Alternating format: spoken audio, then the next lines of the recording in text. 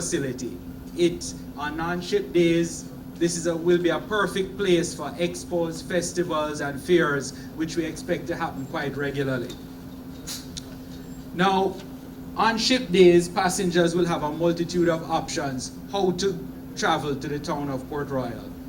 There will be a tram loading station. This wheeled tram will take persons from the entry plaza to the town of Port Royal and drop them off in the historic center of the town.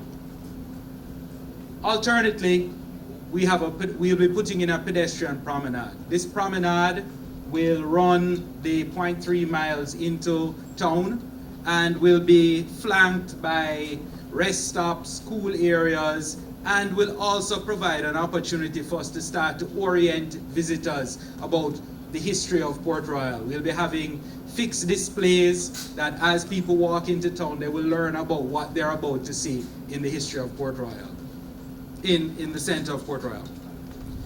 Now, also important to note in this terminal development is the support and service area.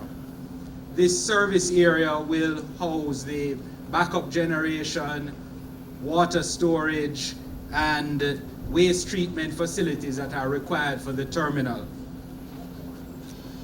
Now, we're not doing this all at one time. What I described before is in the first phase of the terminal development. In the second phase, we will be expanding the number of bus loading structures. We will also be putting in, you can see just on the left side of the screen, a small ship, a small craft jetty. This jetty will have a multitude of functions and will provide another transportation option for visitors and locals who want to visit the site. This jetty will allow trips across to the quays, across the harbor, water taxis and ferries that will allow people to move from the Port Royal terminal to a multitude of locations.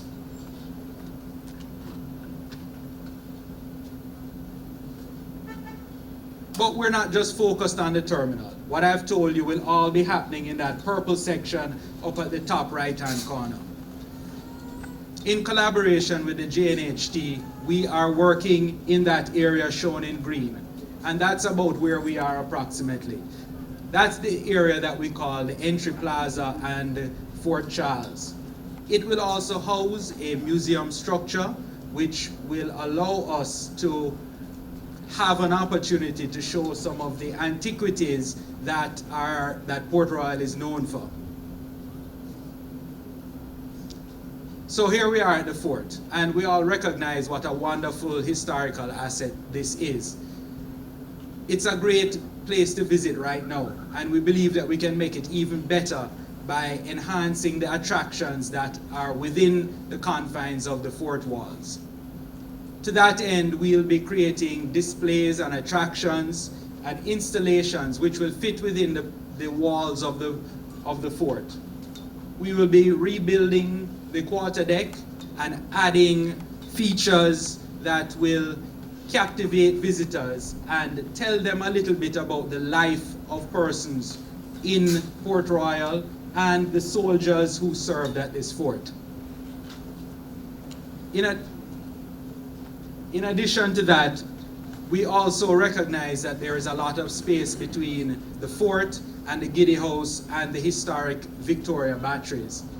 That space will be developed in a second phase of work in this area to create another set of attractions. The Giddy House, I think everyone knows Giddy House and knows how that it's exciting already. But think of that with additional augmented tours and telling us about the unique history of that building itself. Beyond that, we also have the Victoria batteries.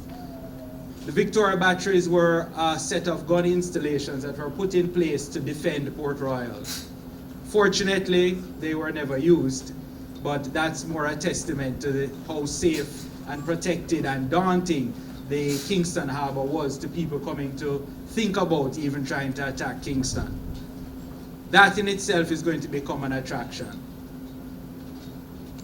Now, the final component in the entry plaza in this area will be the hardscaping and landscaping and Museum of Port Royal, which will be put just to the right of us here. On the left side of the screen, you see the old garrison buildings.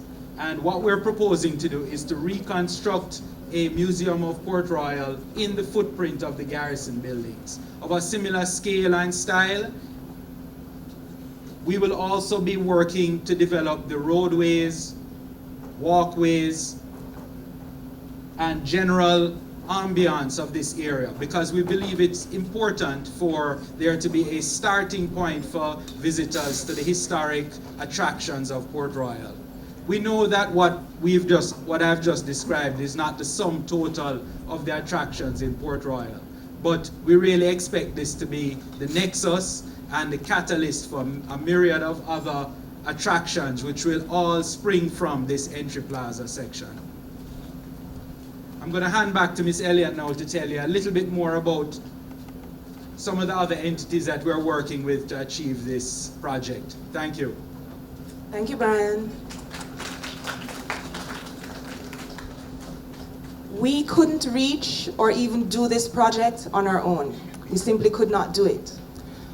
For that purpose, the involvement of several key state agencies was integral.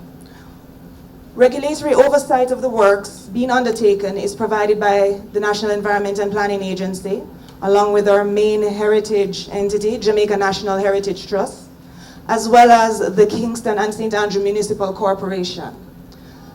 The cruise development project is complementary to the master plan being developed by the Urban Development Corporation, and it makes no sense to put in certain infrastructure without other complementary infrastructure such as roads and houses.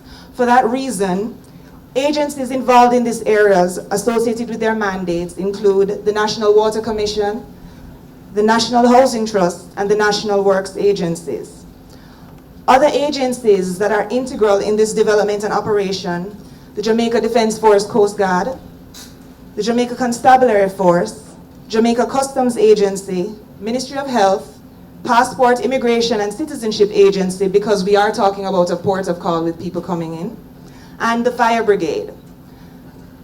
In all this, we still have another social aspect to consider. The project will come with opportunities for employment, and for that reason, we intend to have training through the Jamaica Business Development Corporation and the Heart Trust NTA, allowing persons of the Port Royal community to get involved in the potential for job opportunities in areas such as storytelling, tour guides, as well as we offer certification in various skill courses. Additionally, the project cannot stand alone. We need to work together, and this is not just about government agencies. The involvement of the private sector is also there, with potential for partnerships and additional projects in potential phases. For further information on this, we invite you to check your frequently asked questions booklet, which you would have been handed on entry. But where are we now, fully? For that, I'll give it back to Mr. Lawrence. In order to make this project a reality, we have had to assemble a group of mostly local consultants to assist us through the process. Those have included, in terms of architectural services, Robert Woodstock and Associates. That's Harold Morris and Robert Woodstock and Associates. We have Westech Limited, our civil structural engineers. Also, Omni Services Limited, our mechanical, electrical, and plumbing consultants. They're all here in the audience. Smith Warner International, who helped us in terms of modeling, the part of the team as well.